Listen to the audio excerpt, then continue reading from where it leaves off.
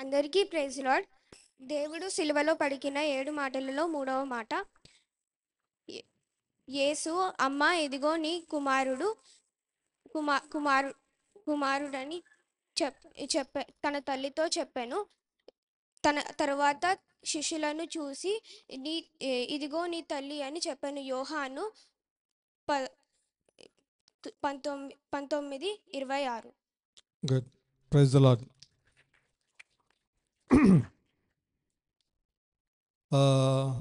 కూర్చోండి, అందరు కూర్చోండి. మన మధ్యలో ఉన్నటువంటి వేణుగోపాల్ రెడ్డి గారు ఈ 3వ మాటను మన మధ్యలో ఉన్నటువంటి వేణుగోపాల్ రెడ్డి గారు ధ్యానించబోతున్నారు.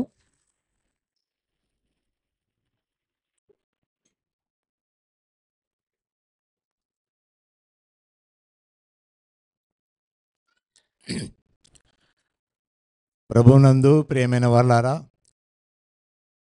మీకందరికీ మన ప్రభు అయిన యేసుక్రీస్తు వారి శుభప్రదమైన నామమున ఈ శుభ శుక్రవారము రోజున శుభములు, వందనాలు తెలుపుకుంటున్నాను.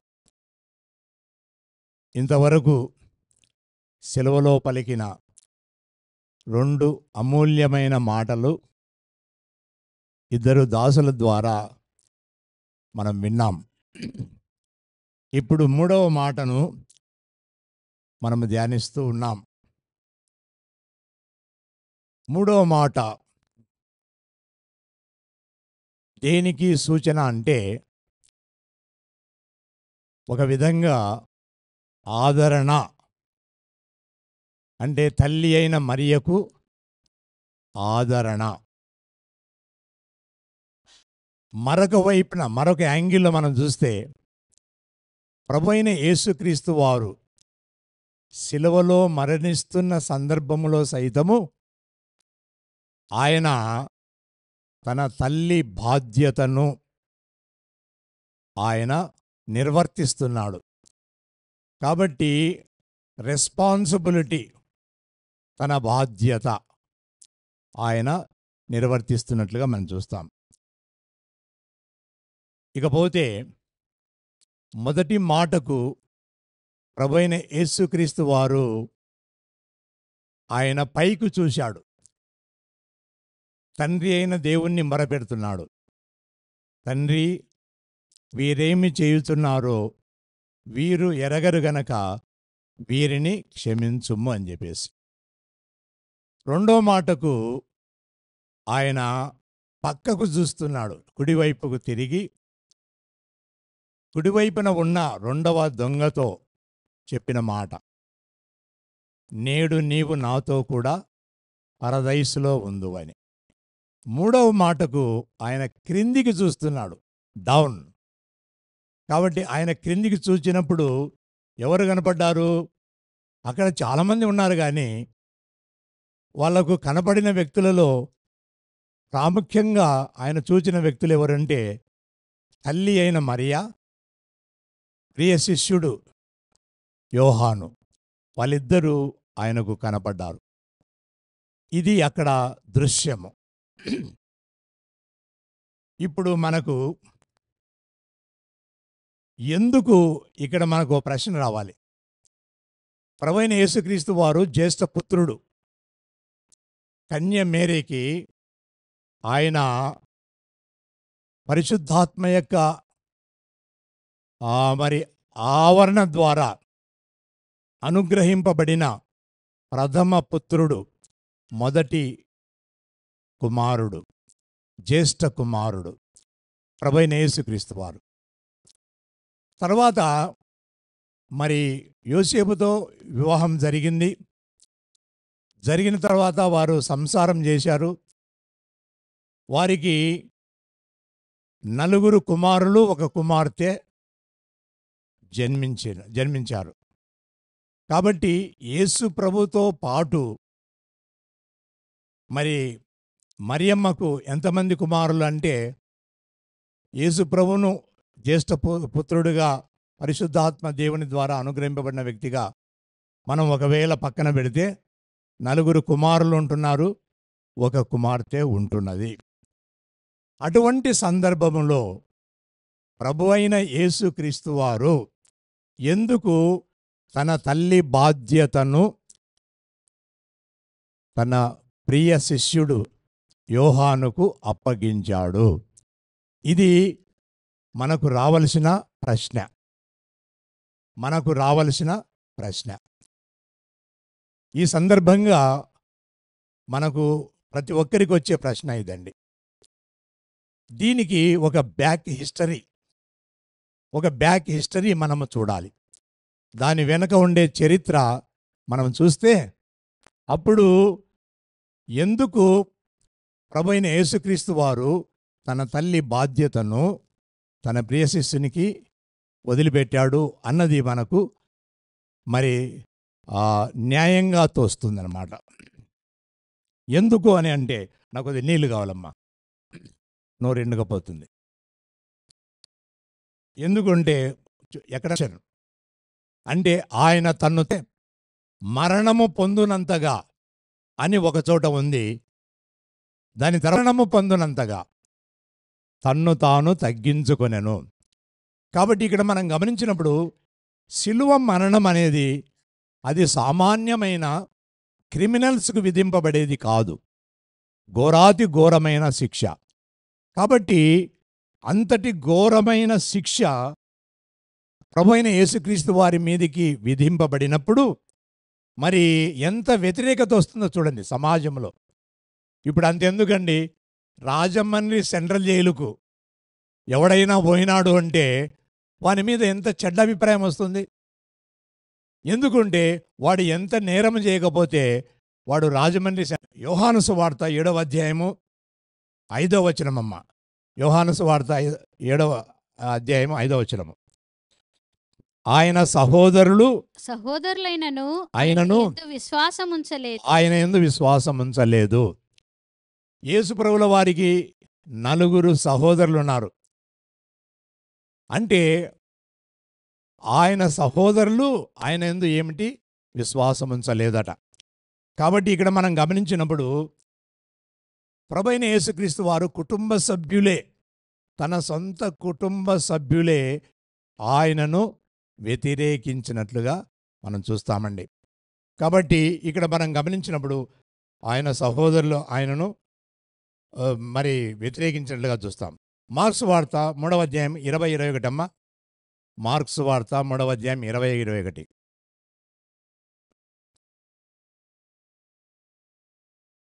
ఆయన ఇంటిలోనికి వచ్చినప్పుడు జనులు మరలా గుంపు కూడి వచ్చిరి. భోజనం చేయుటకైనను వారికి వీలు లేకపోయెను. ఆయన ఇంటి వారు సంగతి విని ఆయన మతి చెలించి చూసారా, ఒక బ్రాండ్ వేస్తున్నారండి. ప్రభు అయిన యేసుక్రీస్తు వారి మీద ఒక ముద్ర వేస్తున్నారు. ఏమిటి ఆ ముద్ర? మతి చెలించిందంట. వానికి పిచ్చి పట్టింది. వాడిని పిచ్చాసుపత్రికి తీసుకొని పోవాలి. ఎందుకంటే వాళ్లకు ఎక్కడ యేసు ప్రభు ఉంటాడో అక్కడ గొప్ప సమూహం ఉండేది అండి. తన గృహములో ఆయన ఉన్నాడు అని తెలిసినప్పుడు అనేక మంది అక్కడికి వచ్చారు. కాబట్టి వాళ్ళకేమైందంటే అసౌకర్యం ఏర్పడింది. చూసారా, నమ్మిన వారు ఇప్పుడు మనమందరం కూడా ప్రభు అయిన యేసుక్రీస్తునందు విశ్వాసం ఉంచిన వాళ్ళం. కాబట్టి మనకు మన ప్రభువును గురించి ఏది చెప్పినా కానీ మనకు రుచికరంగా ఉంటుంది. అలాగే అవిశ్వాసులకు మనం ఏదైనా చెప్తే గనక అది వారికి ఎలా ఉంటుందంటే ఎగతాళిగా ఉంటుంది. కాబట్టి సిలువను గూర్చిన వార్త నశించు వారికి ఎలా ఉందంట? వెర్రితనముగా ఉంది. కాబట్టి ఆ విధంగా వాళ్ళు తక్కువగా చూస్తారన్నమాట. రక్షింపబడిన మనకు దేవుని శక్తి అని చెప్పేసి మనం చూస్తున్నాం. కాబట్టి ఆయన కుటుంబ సభ్యులు ప్రభు అయిన యేసుక్రీస్తు వారి మీద ఏమని బ్రాండ్ వేశారు? ఆయన మతి చెలించిన వాడు అని చెప్పేసి మరి చూస్తున్నామండి. మత్తయి సువార్త 10వ అధ్యాయము 34-35 వచనములు.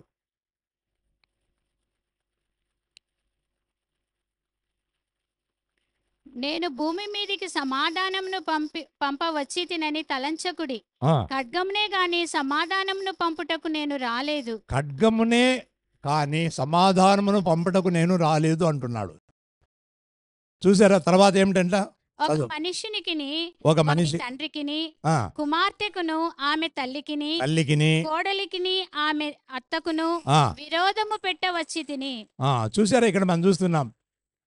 కాబట్టి సొంత సహోదరులు, కుటుంబ సభ్యులు ఆయనను వ్యతిరేకించినట్లుగా చూస్తాం. కాబట్టి ఇక్కడ ప్రభువైన యేసుక్రీస్తు వారు చెప్పిన మాట మనం చూస్తే తన కుటుంబంలోనే ఆ విధంగా పరిస్థితి ఉందండి. ఏమని పరిస్థితి అంటే, నేను వచ్చినది మరి ఆయన ఏమంటున్నాడంటే ఖడ్గమునే మరి ఆ, జ- జ- సమాధానం కొరకు మరి ఖడ్గమును గాని సమాధానమును పంపుటకు నేను నేను రాలేదు అని చెప్పేసి ఆయన అక్కడ చెప్పినట్లుగా మనం చూస్తాం. కాబట్టి ప్రియమైన వాళ్ళరా, ఇక్కడ కుటుంబ సభ్యులు వ్యతిరేకించినట్లుగా మనం చూస్తూ ఉన్నాం. తర్వాత చూడండి, మనం గమనిస్తే లూకాసు వార్త 11:27 లూకాసు వార్త 11:27 ఆయన ఈ మాటలు చెప్పుచుండగా ఆయన ఈ మాటలు చెప్పుచుండగా ఆ సమూహంలోనున్న ఒక స్త్రీ ఆయనను చూచి, ఆ, నిన్ను మోసిన గర్భమును నిన్ను మోసిన గర్భము నీవు కుడిచిన స్తనములను నీవు గుడిచిన స్థలములు ధన్యములైనవని కేకలు వేసి చెప్పగా కేకలు వేసి చెప్పగా ఆయన ఆయన అవును గాని ఆ, దేవుని వాక్యము విని దేవుని వాక్యము విని దానిని గైకొను వారు మరి ధన్యులని చెప్పెను. దాని గైకొన వారు మరీ ధన్యులు. ఈ మాట మరియమ్మ వింటే ఎలా ఉంటుందండి?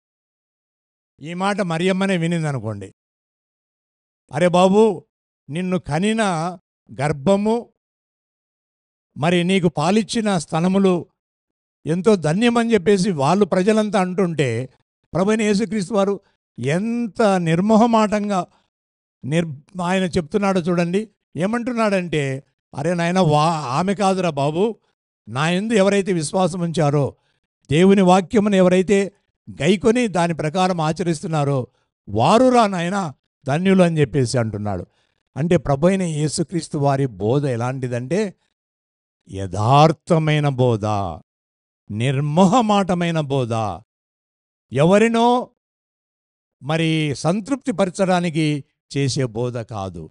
కాబట్టి ఒకవేళ తల్లి అయిన మరియ కూడా మరి కొన్ని సందర్భాలలో మరి ఆమె బాధపడి ఉండవచ్చు.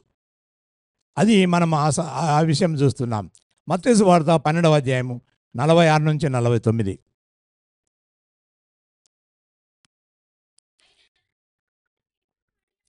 మాట్లాడుతుండగా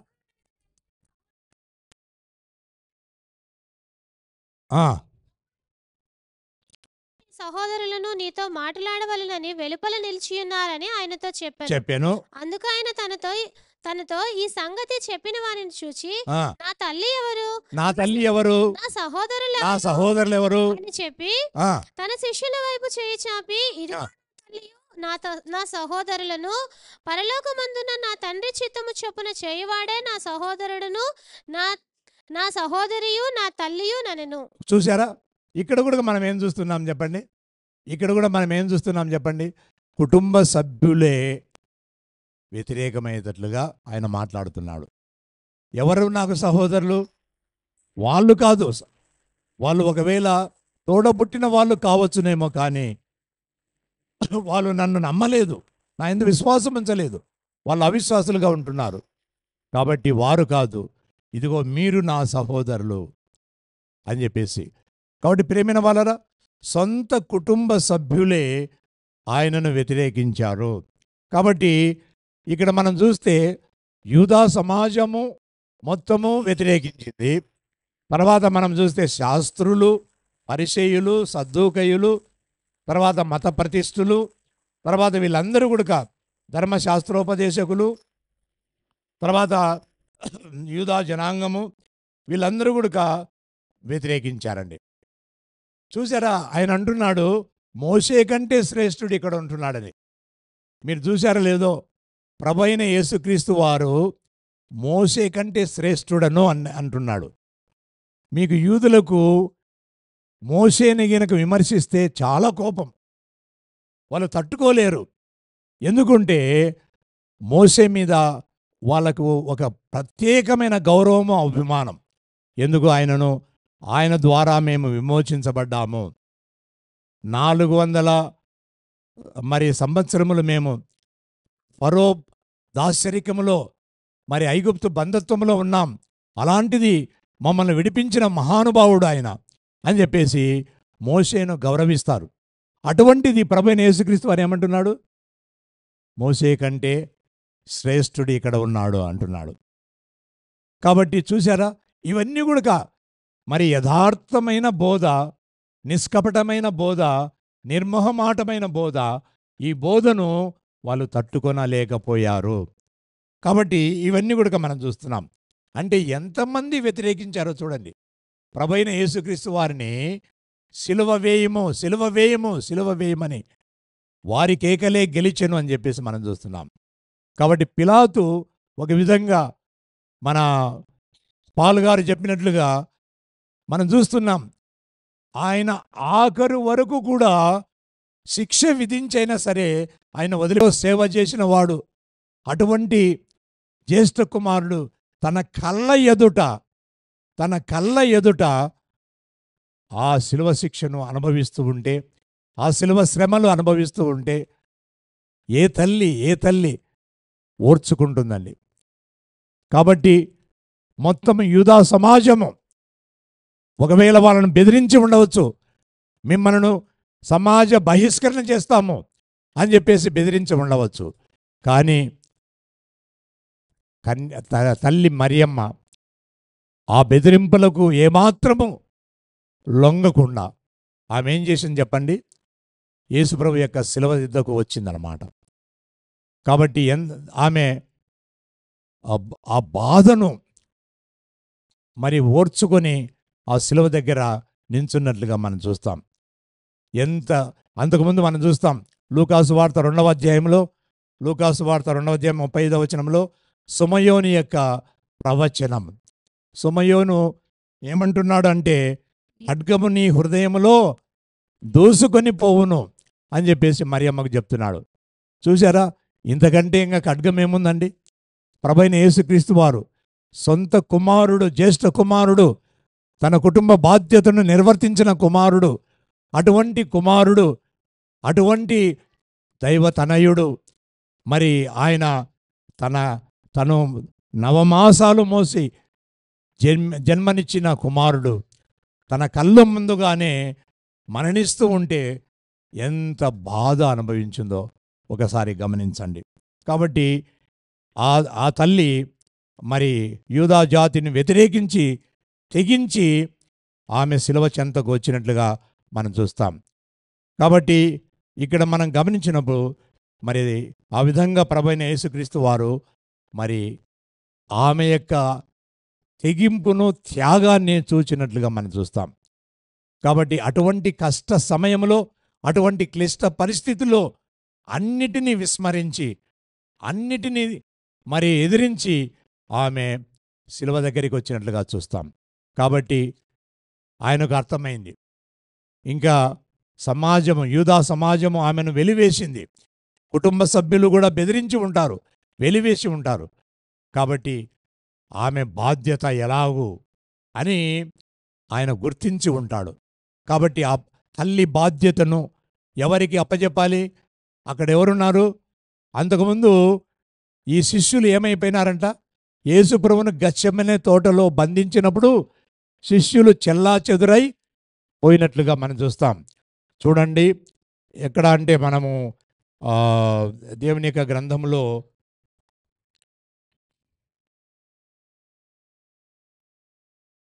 వాళ్ళు శిష్యులందరూ కూడా అంటే ప్రభువును పట్టుకొని వెళ్ళిన తర్వాత శిష్యులు వాళ్ళందరూ కూడా ఆయనకు దూరం అయిపోయినట్లుగా మనం చూస్తాం. అటువంటి సందర్భంలో యోహాను మళ్ళీ ఆయన కూడా ఒక తెగింపుతో వచ్చాడండి. వాళ్ళ శిష్యులు భయపడే వెళ్ళిపోయినారు, కానీ యోహాను చావైనా ఏమైనా సరే నేను ప్రభు దగ్గరికి వెళ్తానని చెప్పేసి ఆయన కూడా శిలువను సమీపించాడు. కాబట్టి తల్లి అయిన మరియా మరి ప్రియ శిష్యుడు యోహాను, వాళ్ళిద్దరు అక్కడ ఉంటున్నారు. కాబట్టి తన తల్లి బాధ్యతను, అమ్మా ఇదిగో నీ కుమారుడు అని చెప్పేసి యోహానును పరిచయం చేస్తున్నాడు. పరిచయం చేయాల్సిన అవసరం లేదు, ఎందుకంటే ఒక విధంగా బంధుత్వం కూడా ఉంది. కాబట్టి మరి తల్లి బాధ్యతను యోహానుకు అప్పచెప్తున్నట్లుగా చూస్తాము. అలాగే యోహాను సైతము కూడా మరి ఏం చేస్తున్నాడంటే మరి తన ఇంట చేర్చుకొనెను అని చెప్పేసి చూస్తున్నాం. కాబట్టి తల్లి బాధ్యతను స్వీకరించి ఆయన తన ఇంట చేర్చుకొనెను అని చెప్పేసి మనం చూస్తున్నాం.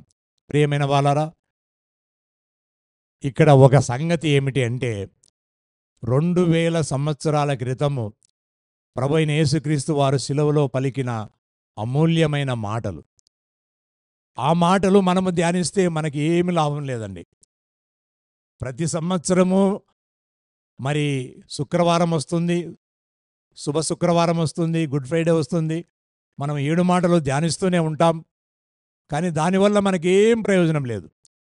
కానీ దానిని మనము అన్వయించుకోవాలి, దానిని ఆచరించాలి.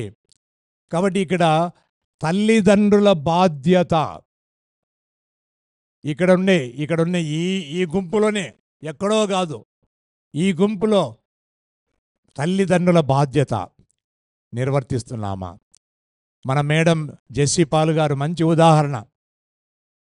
ఆమె పినతల్లి మరి మేరీ సుందరరాజు గారి బాధ్యతను ఆఖరి వరకు కూడా ఎంతో ఓర్పుతో, సహనముతో, అంతేకాదు ఆమెకి ఎలాంటి అసౌకర్యం కలగకుండా ఆమె బాధ్యతను నిర్వర్తించినట్లుగా చూస్తాం.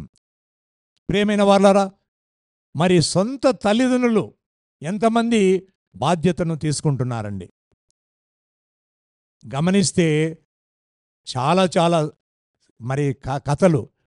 నేను హైదరాబాద్లో ఒక కుటుంబాన్ని చూశాను. 2 కొడుకులైతే ఒక నెల ఒకడు. వాడు హైదరాబాదులో ఒక మూలకు వీడుంటాడు, రెండో మూలకు ఇంకొక కొడుకుంటాడు. వాళ్ళు మొత్తం గుడ్డలన్నీ సర్దుకొని లేదా వాళ్ళకుండే వస్తువులన్నీ సర్దుకొని మళ్ళీ వీళ్ళ దగ్గరికి రావాలి. నెలకోసారి మార్పు. ఆ కోడలు వాళ్ళను విచారించే పద్ధతి వేరు, ఈ కోడలు విచారించే పద్ధతి వేరు. ఎంత బాధ అనుభవిస్తారో చూడండి. ఒకసారి మీరు ఆలోచించండి. తల్లిదండ్రుల బాధ్యత అయిలారా చీల్చేస్తున్నారండి, తల్లిదండ్రులు చీల్చేస్తున్నారు. ధర్మశాస్త్రం ఏం చెప్తుందంటే మరి ఆజ్ఞతో కూడిన వాగ్దానంతో కూడిన ఆజ్ఞ ఒక తల్లిదండ్రుల విషయంలోనే. కాబట్టి భూమి మీద నీవు దీర్ఘాయుస్సుని కావాలంటే నీ తల్లిదండ్రులు ఏం చేయాలంట? సన్మానించమని ఉంది. కానీ ఎంత దారుణమైన పరిస్థితి, నేను వివరించాల్సిన అవసరం లేదు, ఉదాహరణగా ఉంటున్నాడు. ఎటువంటి సందర్భంలో తల్లి బాధ్యతను ఆయన తీసుకున్నాడు చెప్పాడు చూడండి. తాను చనిపోతున్నాడు, రక్తమంతా కారిపోయింది, అరకాలు మొదలుకొని నడినెత్తి వరకు పంచగాయములు కాదు పలు గాయములు పొందాడు. ప్రతి గాయములో నుంచి రక్తము దారులుగా ప్రవహించింది. అటువంటి దారుణమైన పరిస్థితిలో, అటువంటి హృదయ విదారకమైన పరిస్థితిలో ఆయన తన తల్లి బాధ్యతను విస్మరించలేదు. మరి మనమేం చేస్తున్నాం? మన తల్లిదండ్రుల బాధ్యతను మనం ఎంతవరకు నిర్వర్తిస్తున్నాం? ఒక విధంగా చెప్పాలంటే ఎవడు ఎన్నడూ దేవుని చూచి ఉండలేదు. దేవుని యొక్క వాక్యం మనం చూస్తున్నాం. కానీ తల్లిదండ్రులు ప్రత్యక్ష దైవము. కాబట్టి భూమి మీద దేవుడు దేవత అని ఉంటే వాళ్ళు తల్లిదండ్రులేనండి, మనకు జన్మనిచ్చిన వాళ్ళు. వాళ్ళ బాధ్యతను మనం ఏం చేస్తున్నాం? ఒకసారి ఆత్మ పరిశీలన చేసుకోవాలి. కాబట్టి శిలువలో పలికిన 7 మాటలు కేవలము ధ్యానించడం ద్వారా మనకేమీ ప్రయోజనం లేదు. దానిని అన్వయించుకొనడం ద్వారా, ఆచరించడం ద్వారా మరి దానిని మన జీవిత పరమార్థముగా మనము గైకొనడం ద్వారా దానివల్ల ప్రయోజనము. కాబట్టి ఈ మాటను దేవుడు మన వినికిడిలో దీవించునుగాక. యేసు ప్రభు చూపిన ఆ యొక్క కన్న ప్రేమను మరి ఒకవేళ ఇంతవరకు మనం విస్మరించి ఉంటే, ఆ బాధ్యతను మనం సక్రమంగా నిర్వర్తించకుండా ఉంటే, ఇప్పుడైనా మనము యేసుక్రీస్తు యొక్క మరి ఆ యొక్క ప్రేమను గుర్తిరిగి మనము మళ్ళీ మన తల్లిదండ్రుల బాధ్యతను స్వీకరిద్దాం. అట్టి కృపను మనలో ప్రతి ఒక్కరికి దేవుడు అనుగ్రహించును గాక. దేవుడు